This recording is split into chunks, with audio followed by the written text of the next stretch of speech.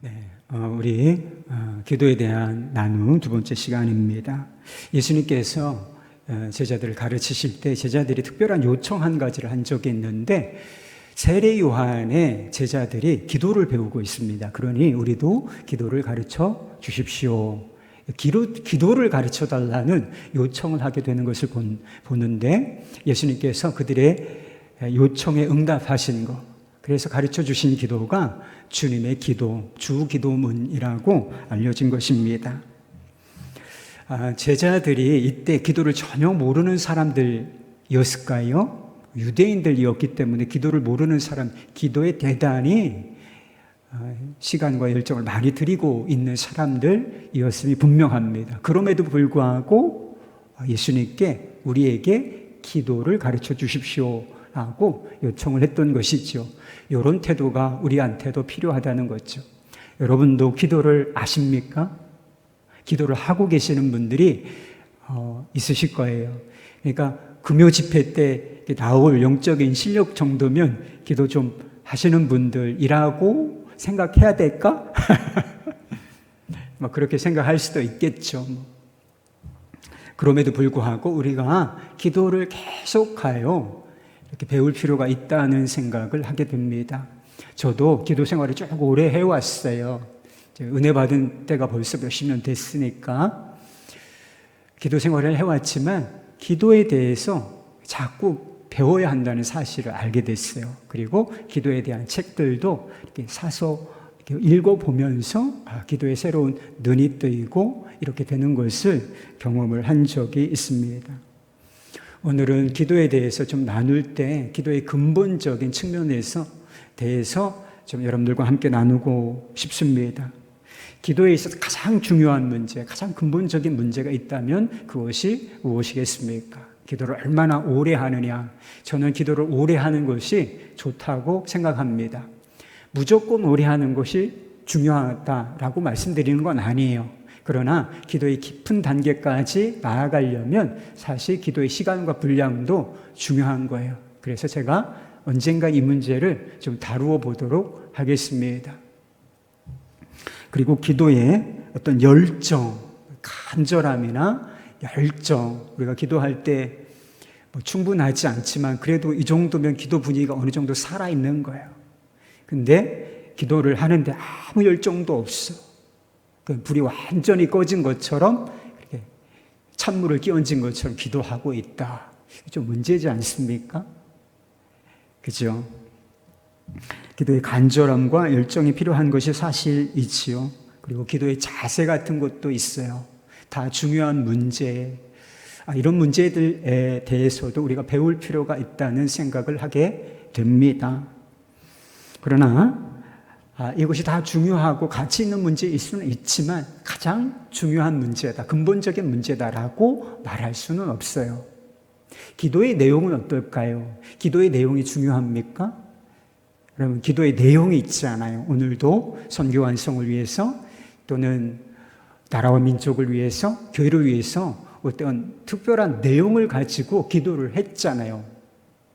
그런데 이 기도의 내용이 대단히 중요하죠.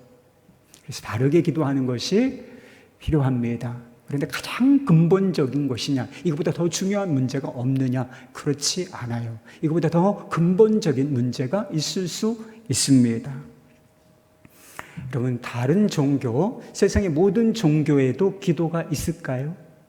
세상의 모든 종교에도 기도라는 것이 다 있습니다. 그들이 믿는 신에게 다 기도한단 말이죠. 불교에도 기도가 있나? 불교에도 기도가 있습니다. 대자 대비하신 부처님께 비나이다 이러면서 기도를 하지 않아요. 그래서 예전에 그런 이런 일반적으로 알려진 종교 말고도 토템 애니미즘이라고 해가지고 정령 숭배에도 기도가 있어요. 그래서 예전에 우리 어머니들 장독대 뒤에 무슨 신이 있다고 하면서 달을 보고도, 일월성신 보고도 이렇게 손이 발이 되도록 얼마나 간절하게 비셨는지 몰라. 그죠? 이슬람교회도 기도가 있을까요? 물론입니다. 기도가 있습니다. 제가 대만에서 도교사원, 여기는 관우를 신으로 섬기는 그런 사원이에요. 절이에요. 얼마나 간절하게 막 향을 가지고 막 절을 하면서 기도하는지 제가 그들의 기도의 열심을 보고 놀란 적이 있습니다. 연말쯤 되면 고3 수험생들이 시험을 보는 날에 교회에서 수험생을 위한 기도를 하게 됩니다. 그죠? 요 날을 꼭 택해가지고 시험이 시작되는 시간부터 조금 미리 시작해가지고 시험이 끝나는 시점까지 종일 대부분 학부모들이죠. 수험생을 둔 학부모들 또 교사들이 모여서 이렇게 기도할 때 제가 가서 이렇게 메시지도 섬기고 그런 적이 있습니다. 그때 왜 모여서 기도하는 것일까요? 우리 교육열이 얼마나 대단해요. 그러니까 우리 자녀들이 공부한 거 다 허사되지 않고 그 좋은 결과 이렇게 있었으면 좋겠다라고 하는 바람으로 찍는 거 다 맞게 해주십시오. 이건 좀 욕심이죠. 욕심인데 그렇지 않다 하더라도 실력 발휘 잘하고 아프지 않은 상태에서 컨디션 좋은 상태에서 시험 잘 볼 수 있도록 도와주십시오. 뭐 이런 기도는 하잖아요. 그런데 똑같은 시간에 절에서도 기도한다는 사실을 아십니까? 절에서 부모들이 뭐라고 기도하겠습니까? 당연히 시험 잘 보게 해달라고 기도하는 것입니다. 교회에서는 이렇게 의자를 놓고 테이블 세팅 딱 하고 뒤에 차도 딱 이렇게 마련해 놓고 분위기가 좋은 상태에서 기도를 해요. 그런데 제가 TV에서 보면 절에서는 어떻게 기도할까요? 그냥 편안하게 기도 안 합니다, 이 사람들은. 그래서 절을 하면서 108번을 한 10번쯤을 할걸요? 이렇게 앉아서, 이렇게 엎드려서 이렇게 쫙 펴면서 이렇게 계속 앉았다. 무릎 안 좋은 사람 무릎 다 나가요. 이 시간에 하루 종일 이렇게 일어났다 앉았다. 보통 정성입니까 이게? 기도의 열정, 기도의 기울이는 노력으로만 본다면 이들이 더 탁월하다 이렇게 얘기할 수도 있을 것 같습니다. 이슬람 교도들은 하루에 5번씩 기도해요. 그러니까 아잔이라는 소리가 있어요. 무슬림권에 가면 오늘은 제가 성대모사를 많이 하죠. 이런 소리가 들리는데 하루에 5번씩 들려요. 하루에 5번이 들리는데 요 아잔 소리가 들리면 기도하라는 사인이에요. 그래서 모든 사람이 거의 예외 없이 모든 사람들이 자신이 하던 일을 중단하고 메카를 향하여 돌아서서 그냥 단자 같은 거를 깔고 그들 역시 절을 하면서 기도한다. 우리도 기도 생활을 좀 하시는 분들이 있으실 거예요. 그런데 하루에 5번 하십니까? 그것도 모든 일시도를 딱 중단하고 어떤 상황이 있든지 그거 다 내려놓고 직장에 있든지 뭐 상관없어요. 어느 시점에 있든지 하는 소리가 들리면 메카를 향하여 기도하는 거예요. 그것처럼 모든 상황, 모든 일들을 중단시키고 기도에 하루에 5번 이렇게 집중하는 사람들 아마 쉽지 않을 것입니다. 뿐만 아니라 미국에서 조사한 한 조사에 따르면 무신론자의 한 30%가 이따금 기도한다는 것입니다. 무신론자가 어떤 사람이에요? 신은 없어 이렇게 생각하는 사람들이죠. 그런데 무신론자들조차 한 30%가 이따금 간헐적으로 누군가에게 기도를 한다는 것이죠. 그리고 이들 중에 한 17% 정도는 정기적으로 우리가 시간을 정해서 기도하는 것처럼 이들 역시 정기적으로 기도한다는 통계가 나와 있습니다. 이상한 일이죠. 그런데 그리스도인들과 다른 종교인, 그리스도인들과 무신론자의 기도는 어떤 점이 차이가 있는 것일까요? 바로 가장 근본적인 차이가 있는데 기도의 대상이 누군가 하는 것입니다. 기도의 자세, 열정, 분량, 심지어는 내용까지 비슷할 수 있지만 기도의 대상에서 쫙 하고 갈라지는 거예요. 그리스도인들의 기도가 다른 종교인들 그리고 무신론자들 또 기도를 한다고 하는 어떤 사람들의 기도와 완전히 구별되어지는 기도인 것은 기도를 들으시는 하나님. 우리는 그분께 기도한다는 사실, 여기에 달려있는 것입니다. 기도에 대한 다양한 정의가 있을 수 있지만 기도를 어떻게 정의하는가? 기도는 하나님을 아는 지식에 대한 반응이라는 이야기가 있어요. 우리가 하나님을 알죠. 하나님을 알게 됐지 않았습니까? 근데 하나님을 아는 지식에 대한 반응, 그것이 바로 기도라고 하는 것입니다. 우리의 기도가 어느 때는 향방이 없는 것 같아요. 길을 잃은 것 같고 허공을 치는 것, 내가 이게 허공에다 대고서 기도하는 것이 아닌가, 이런 느낌을 좀 받을 때가 있어요. 이유가 있는 것입니다. 우리가 기도의 길을 잃어버리게 되는 것은 기도의 대상이 분명치 않기 때문인 것입니다. 우리의 기도를 들으시는 하나님이 어떤 분이신지, 그리고 그분과 내가 어떤 관계인지 이것이 명확하지 않으니까 그냥 기도가 산만하고 허공을 치는 것과 같은 그런 형편에 처하게 되는 것입니다. 그렇다면 문제는 그거예요. 우리의 기도를 들으시는 하나님은 어떤 분이신가? 제가 전혀 새로운 이야기를 할 건 아니에요. 이미 여러분들이 다 알 것이지만 그 기도라고 하는 틀에 묶어서 이야기를 해드리려고 하는 것입니다. 우리의 기도를 들으시는 하나님은 어떤 분이신가? 우리 하나님은 인격체이시다. 이게 대단히 중요한 기도의 전제가 되는 것입니다.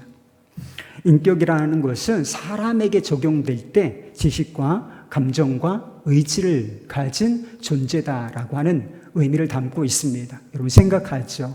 그리고 뭔가를 결정하고 행동하지 않습니까? 뭔가를 느끼잖아요. 희노애락이라고 슬픔도 느끼고 기쁨도 느끼고 이런 감정들, 분노도 느끼고, 이게 무슨 뜻이냐면 우리가 인격을 가진 존재, 다른 동물들과 비교되는 인격을 가진 존재라고 하는 뜻인데, 왜 우리가 이렇게 인격을 가진 존재로 여기 앉아 있는가? 우리 하나님께서 인격이시고 그 인격을 닮은 존재, 하나님의 형상으로 우리를 지으셨기 때문인 것입니다. 인격이신 하나님께서 우리에게 기도라고 하는 언어를 주신 이유가 무엇이겠습니까? 우리가 한국어 쓰지만 기도라는 언어가 따로 있는 거예요. 근데 하나님께서 특별하게 그리스도인들에게 주신 선물, 기도라고 하는 언어를 주셨는데 왜 이것을 주신 것이겠습니까? 인격이신 하나님 자신과 우리가 소통하게 하시기 위하여, 다르게 말하면 교제하게 하시기 위하여 이렇게 기도라고 하는 언어를 주신 것이지요. 그래서 우리가 기도를 일반적으로, 기도는 호흡이라고 하는 이야기도 있지만 기도는 하나님과의 대화다, 교제다, 이렇게 알고 있는 이유가 그거예요. 대화가 가능한 분이에요. 감정이 있으시고 생각이 있으시고 우리의 기도를 들으시며 응답하실 수 있는 분, 우리에게 말씀해 주시는 분이시기 때문에 우리가 기도의 언어를 통해서 그분과 대화하고 교제할 수 있게 되는 것입니다. 그래서 우리가 기도의 자리에 나갈 때 반드시 여러분 생각해야 될 것이 있어요. 하나님께서 살아계시고 살아계신 인격체라고 하시는 것입니다. 그 하나님에 대한 의식이 살아있어야 정말 기도가 기도될 수가 있는 것입니다.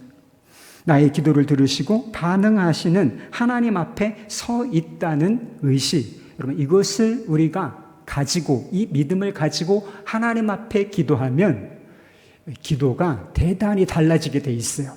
그동안의 기도와 대단히 달라지게 돼 있다. 하나님이, 제가 여러분의 기도를 듣고 있는 것처럼 하나님께서 이곳에 여러분의 기도를 듣고 계시다, 살아계시고 이곳에 함께 임자여 계시다 라고 하는 사실을 믿으면 기도가 향방 없을 수가 없다니까요. 허공을 치는 것과 같은 기도가 될 수 없다니까요. 그래서 기도가 정말 바른 방향으로 갈 수 있는 길, 이것이 바로 우리 하나님이 인격이시고 그분이 지금 여기에 함께 계시다라고 하는 것을 의식하는 믿음으로 나아가는 길인 것입니다. 다른 종교에는 주문이라는 것이 있습니다. 어떤 말을 정해진 말이죠. 무한해서 반복하는 것을 말해요. 그리고 그 주문을 외우는 것이 어떤 특별한 효과가 있다. 병을 낫게 한다. 또는 삶을 어떻게 바꾼다. 이런 이야기를 하지요. 그래서 무슨 주문을 몇 번을 외워라. 이런 이야기들이 있는 것이 사실입니다. 그러나 하나님께서 인격체시라면 기도는 결코 주문이 될 수 없다는 것입니다.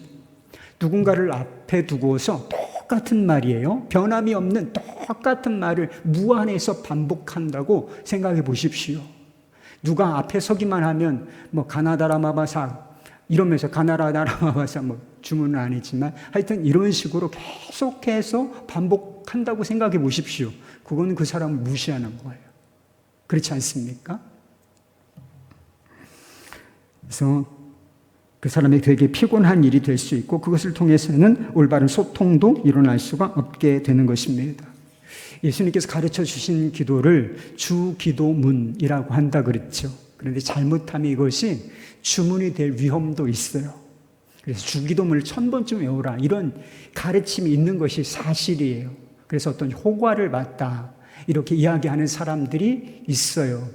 저는 실제로 그 사람의 삶을 곁에서 지켜본 것은 아니지만 실제로 어떤 능력이 나타났는지 어떤 변화가 있었는지는 잘 모르겠습니다. 그러나 기도가 하나님의 인격체이시고 인격체를 향한 기도다, 반응이다 이렇게 생각한다면 기도가 결코 주기도문이 주문이 될 수는 없다라고 하는 것입니다.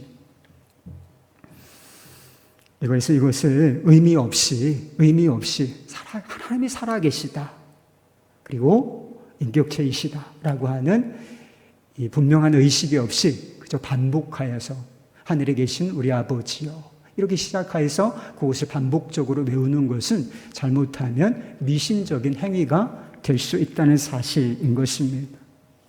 그리스도인의 기도는 주문처럼 되어서도 안 되지만 명상처럼 되어서도 안 되는 것입니다. 기도가 무의식의 세계로 들어가거나 어떤 초월적인 에너지, 힘에 접촉하는 것, 이런 것도 될 수가 없다는 것입니다.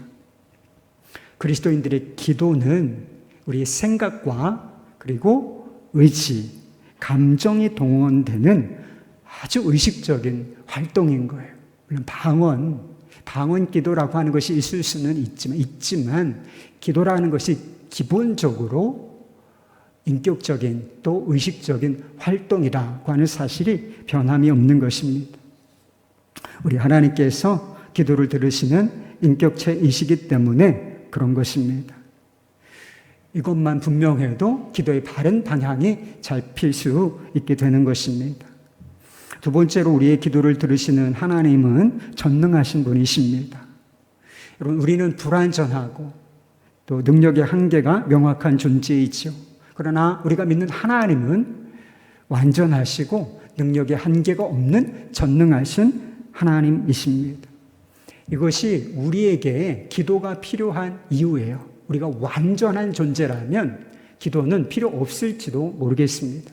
다른 이유로 기도가 필요할 수는 있지만 우리의 부족함, 연약함 이것을 느끼기 때문에 뭔가 도움을 요청하기 위하여 기도할 필요는 없는 존재가 되는 것이지요. 그러나 우리가 얼마나 연약한 구석이 많아요. 얼마나 부족한 구석이 많습니까?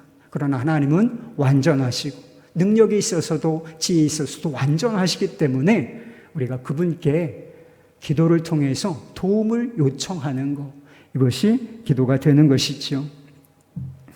기도는 하나님과 대화하고 교제하는 수단이라고 말씀을 드렸어요. 그러나 기도의 목적이 그것만 있는 것은 아니에요. 그래서 어떤 사람은 이것만 강조하다가 정말 또 반쪽을 잃어버리는 경우가 있어요. 기도는 인격체이신 하나님과의 사랑 넘치는 교제예요. 인격적인 교제 맞습니다. 그런데 성경을 바라보면 기도가 꼭 그런 면만 있는 것이 절대로 아니라는 사실을 알게 되는 거예요.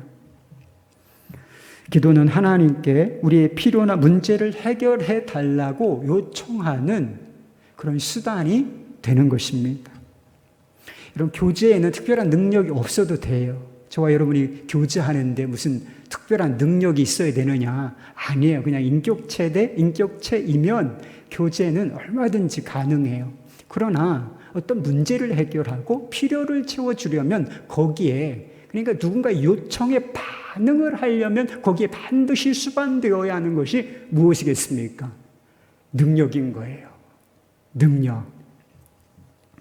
시편에 나와 있는 성도들의 기도를 보시기 바랍니다. 요즘 시편 140편부터 쭉 시작해서 말씀 묵상을 이어가고 있는데 대단히 어려운 환경 속에서 이게 다 기도시거든요.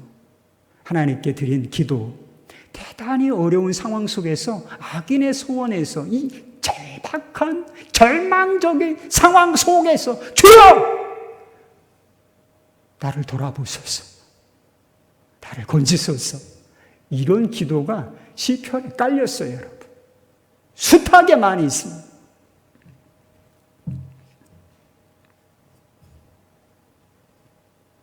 하나님께서 어떤 필요를 느끼고 곤경에 처한 사람을 도와주실 수 있을까? 우리의 기도가 정말 효력이 있는 것일까? 여러분, 물론입니다. 우리 하나님은 능력이 있으신 분이시기 때문인 것입니다. 어떤 때는 문제가 커서 우리가 다 인간적인 방법도 동원하고 뭔가를 다 할 수 있지만 우리에게도 어느 정도 능력이 있는 것이 사실이니까 자원도 동원하고 도움도 요청하고 해볼 수 있는 방법 다 해봐서 뭔가 문제를 틀어막는 것처럼 해결해 보려고 할 수는 있어요. 그런데 이 문제가 너무 커버리면 그런 것조차 의미가 없어지는 때가 옵니다. 아무것도 할 수 없구나, 이거는. 이런 포기해야만 하는 순간이 올 수도 있어요. 그런데 그 순간에도 우리가 포기하지 않아도 되는 한 가지가 있어요. 그게 바로 기도인 거예요. 그 문제를 기도로 끌고 나아갈 수 있는 것입니다. 그리고 하나님 도와주십시오. 여기서부터 다시 삶을 시작할 수 있는 것. 유명인사가 삶을 포기했다는 이야기를 여러분 뉴스를 통해서 들으셨지요. 하나님이 없으면 절망이 오게 돼 있어요. 그런데 하나님이 살아계시고 그리고 문제보다 더 크신 하나님이시다. 이렇게 정말 믿으면 어떤 문제든지, 그래서 정말 하나님의 전능하심을 믿게 되면 기도의 범위, 제한이 사라지게 돼요. 감기 낫게 해달라고, 허리 통증 낫게 해달라고 기도할 수 있지만 암을 고쳐달라고 기도할 수 있을까? 물론입니다. 그렇게 기도할 수 있다는 것이지요. 여러분, 눈을 들어 우주 만물을 보십시오. 이것이 하나님의 손으로 지어진 것들입니다. 예레미야는 민족의 멸망이라는 절망적인 상황 속에서 기도하면서 이렇게 말한 적이 있습니다. 예레미야 32장 7절 말씀, 슬프도소이다. 주 여호와여, 주께서 큰 능력과 펴신 팔로 천지를 지으셨사오니 주께는 할 수 없는 일이 없으시니이다. 이게 하나님의 전능하심을 표현한 독특한 방법이에요. 이게 부정적으로 하나님은 모든 것을 할 수 있으시다라고 표현할 수도 있지만 이것을 부정적으로 표현하면 뭐가 되는 거예요? 하나님은 못하실 일이 하나도 없으시다. 이렇게 표현하고 있는 것입니다. 예레미야가 아주 슬픔 중에 슬프다고 했잖아요. 그렇게 절망적인 상황 속에서도 기도를 포기하지 않을 수 있었던 이유가 뭐예요? 민족의 미래를 심판받을 게 분명해요. 요즘 한국 교회가 하나님께 혼나고 있는지도 몰라요. 제대로 한 게 없으니까. 그런 느낌도 듭니다. 그렇다고 이 교회의 미래를 포기할 수 있느냐? 그럴 수밖에 없느냐? 그렇지 않아요. 우리가 다시 하나님께 소망을 두고 기도하면 교회 포기하지 않아도 됩니다. 얼마든지 하나님 다시 우리 회복시켜 주시고 이전보다 더 나은 상태로 돌려주실 수 있어요. 그러니까 우리가 기도를 포기하지 않을 수 있는, 하나님의 전능하심을 믿는다, 하나님의 능력을 거기에 소망을 둔다 라고 하는 것이 얼마나 중요한 지가 바로 이와 같은 이유가 있기 때문인 것입니다. 엘버트 심슨이라고 하는 캐나다의 유명한 설교자가 있었다 그래요. 설교를 대단히 잘했던 모양입니다. 그래서 스펄전 목사님이 그랬던 것처럼 사방에서 그의 설교를 듣기 위하여 사람들이 몰려들었다 그래요. 그런데 이 사람이 한 30대 중반이 되었을 때 병에 걸려서 점점 쇠약해지고 말았다는 것입니다. 그래서 어느 정도냐면 너무 힘이 없어서 장례식 예배를 집전해달라고 부탁을 받고 가서 예배를 인도하는데 구덩이를 파놔서 관을 묻어야 되니까. 근데 본인이 거기에 막 떨어질 것 같은 그런 느낌을 받기까지 했다는 것입니다. 그래서 낙심하고 사역을 그만두기로 결정을 했다는 것입니다. 그런데 어느 날 숲속을 산책하고 있을 때 집회에 모인 사람들이 한 그룹이 찬양하는 소리가 들렸는데 그 찬양 중에 이런 가사가 그의 가슴에 꽂혔어요. 예수님께 어려운 것은 없습니다. 그분처럼 일할 수 있는 사람은 없습니다.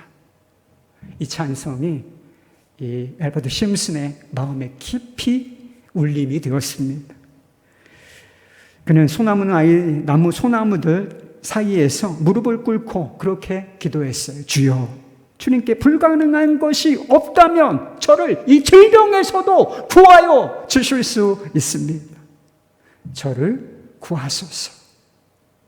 이렇게 자신을 완전히 의탁하면서 하나님의 전능하심을 바라보고 그가 기도했다는 것입니다. 그런데 그가 정말 기적적으로 그 즉시 그 연약함에서 노임을 받고 치유가 되었다는 것입니다. 그리고 36년간을 더 살면서 설교도 하고 그리고 하나님께 귀히 쓰임받는 사람으로 살았다는 것입니다. 많은 사람들이 기도가 능력이라고 그래요. 여러분, 기도가 능력인 것을 믿으십니까? 정말 기도해요, 그러면?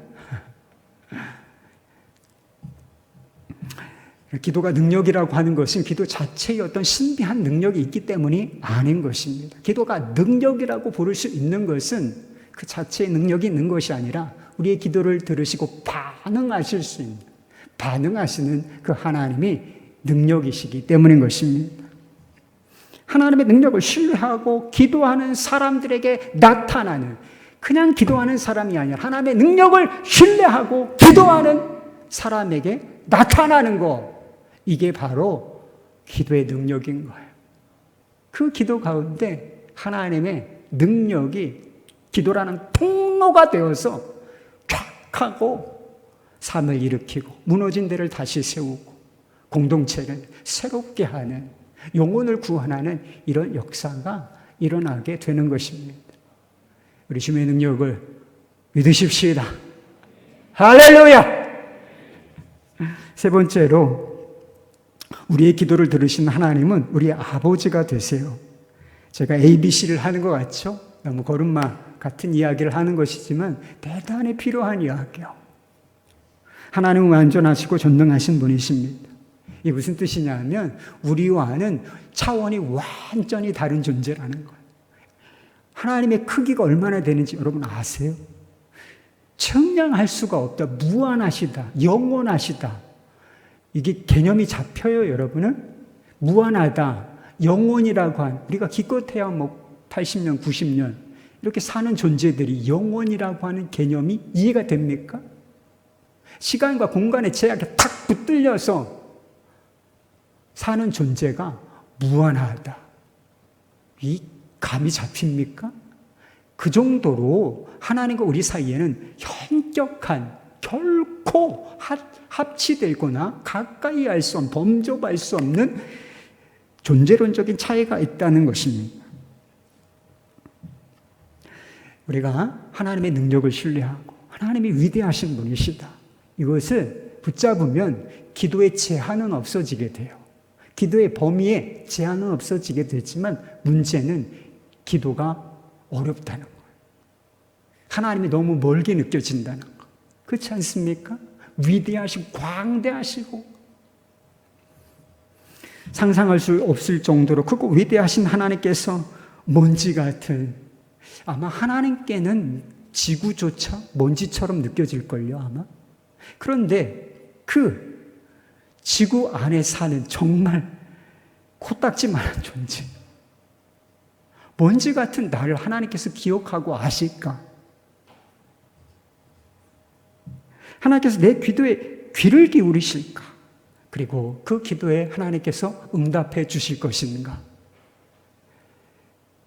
의심이 들죠. 그렇지만 예스라는 거예요. 예스. 이 모든 질문에 대한 예스. 그래! 그러나! 이렇게 대답이 들어있는데 그게 바로 하나님이 우리 아버지가 되신다라고 하는 이 단순한 호칭 속에 다 녹아 있게 되는 것입니다. 오늘 본문 말씀을 간단히 요약하면 기도하는 사람에게 하나님께서 기도하면 하나님께서 가장 좋은 곳으로 응답해 주실 것이다 라고 하는 것입니다. 하나님께서 우리의 기도에 응답했어요. 반응하신다는 거죠. 하나님께서 우리의 기도에 반응하시고 좋은 것을 주시는 이유가 뭔가? 우리의 기도의 수준이 높기 때문에 나는 낮은 수준의 기도는 안 드려. 그렇게 생각하는 사람, 자기 기도 수준이 높다고 생각하는 사람이 있어요.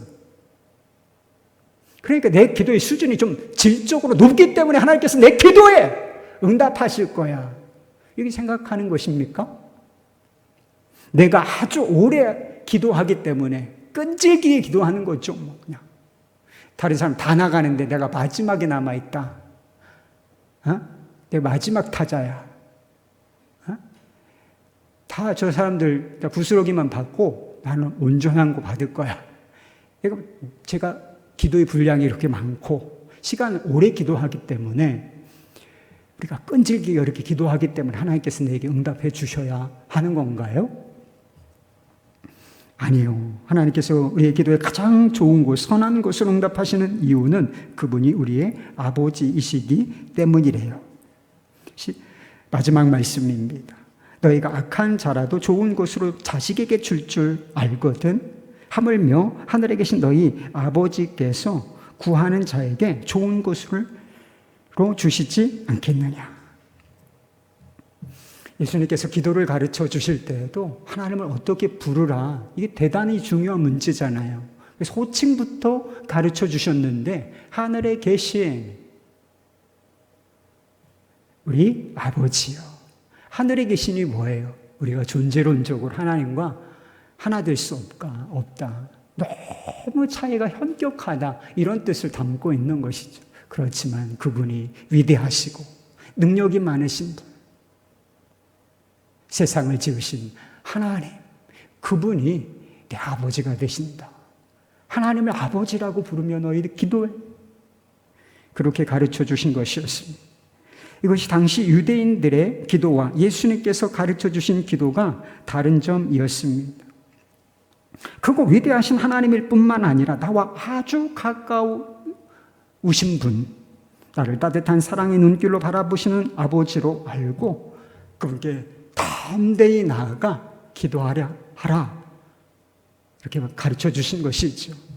루터가 아주 솔직하게 그리고 하나님께 담대하게 기도할 줄 아는 사람이었대요. 그런데 그가 그렇게 기도할 수 있었던 이유가 있었습니다.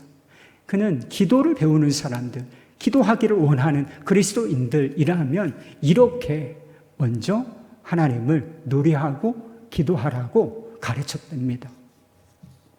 죄인들을 엄하게 심판해야 마땅하고 온당함에도 불구하고 이제 주님은 자비를 베푸셔서 하늘의 아버지의 사랑으로 우리 마음에 믿음을 부어주셔서 평안하게 하셨으며 기꺼운 심정으로 하나님을 아버지라 부르고 주님을 사랑하며 어둠이 닥칠 때마다 소리쳐 찾을 수 있다는 사실을 어린아이처럼 믿고 감미롭고 상쾌한 재미를 만끽하게 하십니다. 이렇게 먼저 하나님을 찬양하고 기도하라. 그렇게 가르쳤다는 거예요. 하나님께서 우리의 아버지가 되신다는 사실, 이것을 어린아이처럼 믿는 단순한 믿음이 우리의 기도를 바꾸는 것입니다. 우리의 기도를 정말 진실하게, 그리고 담대하게, 그리고 기쁨이 넘치고 생기가 있도록 만들어주는 것. 하나님이 내 아버지가 되신다. 이게 단순하게 어린아이처럼 믿어질 때 이 일이 가능해진다라고 하는 것입니다. 예수님께서 기도를 가르치시면서 기도의 부정적인 모델 2가지를 예를 들으셨습니다. 이렇게 기도하면 안 돼 라고 부정적인 모델을 언급하신 것이 있는데, 첫째는 바리새인들의 외식하는 기도였습니다. 이 바리새인들은 사람들을 의식해요. 그래서 기도할 때 꼭 사람이 많은 데서 기도를 해요. 그리고 서서 손을 들고서 자신의 업적을 나열하면서 자신이 어떤 일을 했는지 2번씩 내가 금식하고 구제도 많이 하고 선한 일도 많이 한 사람입니다. 아버지, 저 괜찮죠? 하나님 괜찮죠? 뭐 이런 식으로. 그리고 자신의 어떤 이런 면면들을 떠벌리면서 길게 기도하는 습관을 가진 사람들이 있는데, 너희 그런 기도는 본받지 마라. 그렇게 기도할 필요가 없어. 라고 말씀하셨지요. 여러분, 하나님께서 정말 아버지 앞에 우리가 있다고 한번 생각해 보시기 바랍니다. 내 모든 것을 아시는 아버지이십니다. 그분 앞에서 자기를 드러낼 필요가 뭐가 있으며, 내가 괜찮은 사람이다 라고 꾸며낼 필요가 뭐가 있겠습니까? 우리가 밖에 나오실 때 화장도 하시고 그렇게 하시고 뭐 옷도 좀 이렇게 다르게 입고 나오시죠. 그런데 여러분, 이 상태로 집에 가서 그대로 있으실 거예요. 그대로 화장 이렇게 딱 하고, 양복 입으셨다면 양복 입고 하루 종일 그렇게 집안에서 생활하실 거예요. 밖에 하고 집안이라고 하는 이런 공간은 다른 의미가 있잖아요. 그래서 집에서는 속옷만 입기도 하고 잠옷만 입고 다니잖아요, 솔직히. 그리고 뭐 화장할 게 뭐가 있습니까? 다 지우고 편안하게 맨 얼굴로 서로를 바라봐도 no problem. 화장 좀 하지 그래. 이건 아니잖아요. 그런 관계는 아니잖아요, 가족 관계가. 그래서 우리가 하나님 아버지께 내 모든 것을 속속들이 아시는, 그러나 내 아버지, 그분 앞에 있다고 생각하면 꾸밀 거 없는 거죠. 그래서 그냥 마음이 진실해지는 거예요. 그래서 우리의 마음에 있는 그대로를 가식 없이 진실하게 쏟아놓을 수 있게 되는 것입니다. 2번째로 예수님께서 언급하신 부정적인 기도의 모델이 이방인들의 기도예요. 일반적으로 중언부언하는 기도라고 하죠. 중언부언하는 기도. 당시 이방인들의 기도는 요청으로 가득 찬 기도였습니다. 무엇을 먹을까? 무엇을 입을까? 또 무엇을 마실까? 이 문제의 해결을 구하는 필요 중심적 기도였습니다. 신이 있다면 그 신으로부터 더 많은 것을 얻어내는 것이 그들의 목표가 되었습니다. 그러다 보니까 막 요청을 많이 하는 거예요. 그 중에 하나라도 걸리라고. 요청을 막 쏟아내는 거예요. 그러니까 필요 목록을 쫙 적어가지고 이것도 주고 이것도 주고 이것도 주고 막 계속 무한 반복하듯이 이 말 저 말 계속하게 되는 거예요. 그 중에 하나라도 걸리라고.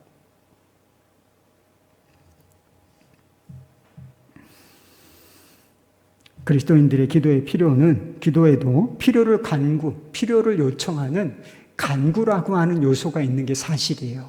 그래서 간구라고 하는 단어가 성경에 직접적으로 나옵니다. 기도와 간구. 그 필요한 것을 하나님께 요청하라는 거예요. 요청을 안 해보신 분이 있으시다면 제발 요청 좀 해보세요. 그런데 필요를 구하는 대상이 누군가? 그분이 내 아버지라고 하는 사실이 다른 거예요.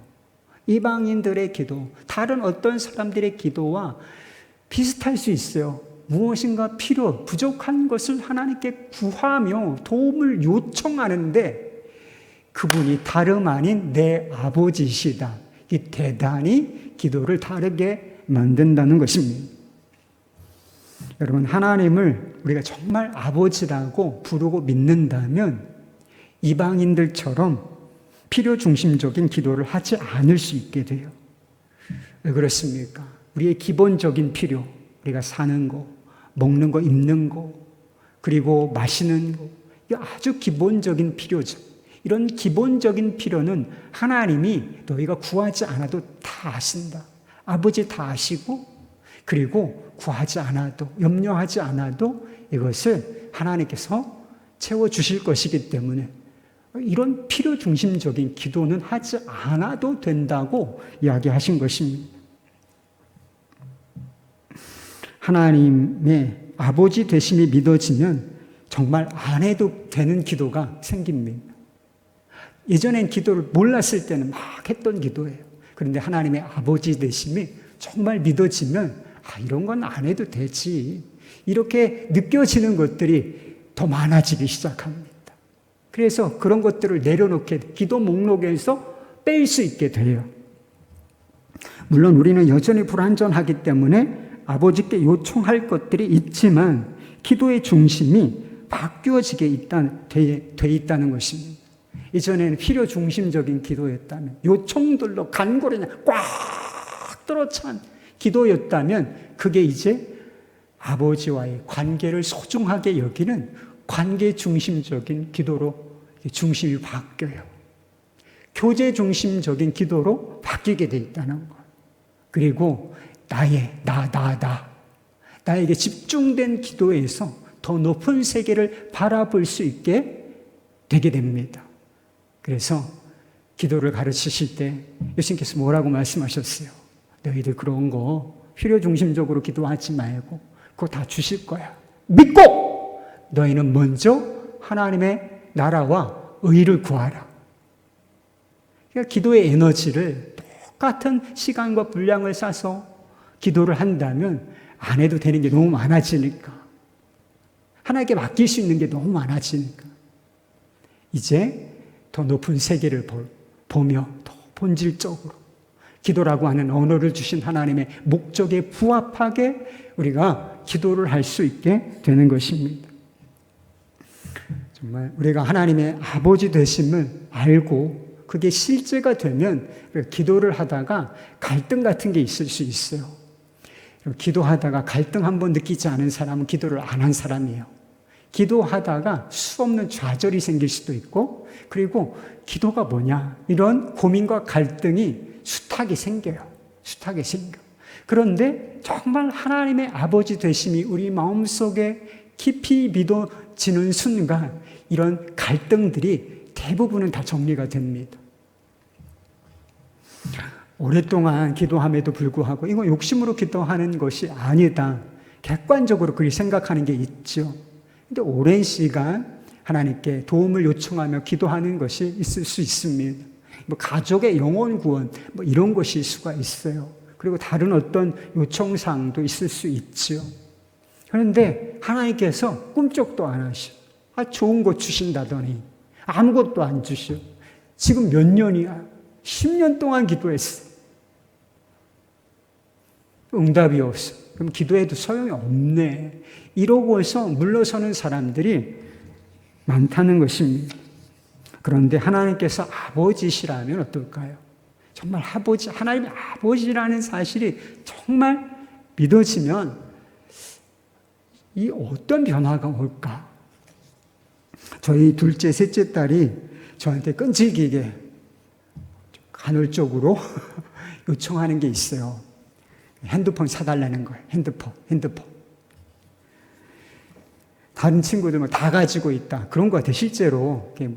거짓말이 아니고 저희 딸 친구들 보면 다 가지고 있는 것 같아요. 근데 저희 딸들은 없거든. 둘째. 첫째는 이렇게 폴더폰 사줬어요. 둘째, 셋째는 없어요, 아직. 다른 아이들 친구들 다 가지고 있다고 하면서 생일날 사달라. 그리고 언제가 되면 또 사달라. 막 그렇게 졸라요. 휴대전화를 얼마나 갖고 싶어 하는지 제 앞에서 몇 번을 울었어요. 몇 번을. 아버지 죽은 것처럼. 이러면서 아버지 죽은 것처럼, 야, 아버지 죽었냐? 그리고 울어.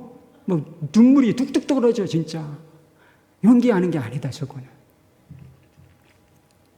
제가 사줬을까요? 둘째 아이는 이제 언니를 사준 시점이 있기 때문에 사주려고 준비는 하고 있어요. 그렇지만 아직 두 아이에게 사주지 않았습니다. 휴대전화를 사줄 능력이 없는 건 아니죠. 제게 능력이 있어요. 그 정도 능력은 저한테 있습니다.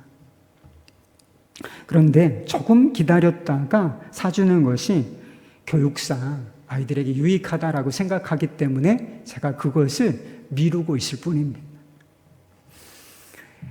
휴대폰을 아이들은 집중하죠. 그런데 사실 아이들이 요청하지 않았음에도 불구하고 저는 그것보다 더 중요하고 좋은 것들을 주고 있습니다. 더 많이 주고 있고, 그리고 이 휴대폰도, 휴대전화도 그 아이들이 생각하는 것보다 더 좋은 타이밍이 되면 제가 사줄 겁니다. 그럴 거예요. 저는 그 시간을 기다리고 있을 뿐인 것입니다. 휴대전화를 사주지 않았으니까, 요청했음에도 불구하고 자들이 받지 못했으니까 실망했겠습니까? 그렇죠. 그러니까 아버지 죽은 것처럼 우는 거죠. 그렇다면 이것 때문에 저와 이 아이들의 관계에 무슨 문제가 생겼을까? 여기로 한번 돌려보십시오. 아니에요. 아무 문제 없어요. 한 번 실망했으니까 다시는 아빠한테 아무것도 기대하지 않고 요청하지 않게 되었을까? 아니에요. 그것도 아니에요. 실망해서 좀 마음이 상했겠죠. 나름대로 아이들에게는. 그렇지만 다시 돌아서서 울었던 얼굴, 다시 돌아서서 웃는 얼굴을 보여줍니다. 그리고 다른 거, 필요한 것 있으면 부모에게 달라고 요청해요. 아무 문제 없어요. 과거에 실패한 거, 받지 못한 거, 그것 때문에 관계 문제가 있냐? 없다. 다른 것을 요청하는데 주저함이 있냐? 없다. 그 아이들은 여전히 저를 아버지라고 믿고 뭔가를 기대하고 있어요. 저와 사랑의 교제를 나누고 있단 말입니다. 이게 하나님을 아버지라고 믿는다는 의미인 것입니다. 하나님께서 여러분의 아버지가 맞으세요? 하나님께서 정말 아버지다, 내 아버지, 정말 믿어지십니까? 그러면 응답이 없는 것처럼 보여도 얼마든지 기다릴 수 있습니다. 그것을 주지 않는다고 해도 결국은 아무 상관이 없게 돼요. 하나님 아버지께서 나를 사랑하시고 나도 아버지를 사랑하기 때문인 것입니다. 먼지보다 작은 내가 생각하는 것보다 완전하신 하나님께서, 아버지께서 더 좋은 것을 주실 것을 내가 너무나 잘 알고 있기 때문인 것입니다. 그러면 여기에서 기도의 파워가 나오는 거예요. 지치지 않는 기도의 열정도, 기도의 기쁨도, 기도의 능력도 사실은 이 베이스, 이 기초에서 나온다는 것입니다. 우리가 하나님에 계신 하나님을 아버지라고 부를 수 있게 된 것은 그냥 된 것이 아닙니다. 예수님께서 우리의 죄를 위하여 죽으시고 성령께서 우리 마음 가운데 임하셨기 때문에 그 하나님, 그 위대하시고 무한하신 그 하나님을 내가 아빠, 아버지라고 부를 수 있게 된 것입니다. 우리가 하나님을 아버지라고 부르며 기도할 수 있도록 치르신 각, 그것이 예수 그리스도의 십자가인 것입니다. 이거 하나만 봐도 기도가 얼마나 소중한 것이고 기도가 도대체 얼마나 위대한 것인지를 우리가 알 수 있는 것이지요. 기도는 교리를 경험으로 바꾸어 놓는다는 말이 있어요. 여러분, 기도가 뭡니까? 여러분이 알고 있는 기도가 뭔가요? 하나님이 아버지가 되신다. 내 아버지가 되신다는 사실을 경험하고 실제로 우리의 삶 속에서 누릴 수 있도록 해주는 것. 이것이 기도인 줄을 믿으시기를 바라요. 이것이 없으면 정말 하나님은 아버지지. 하나님이 내 아버지인데 이렇게 살 수밖에는 없어. 그러다가 오 하고 인생이 끝나는 거예요.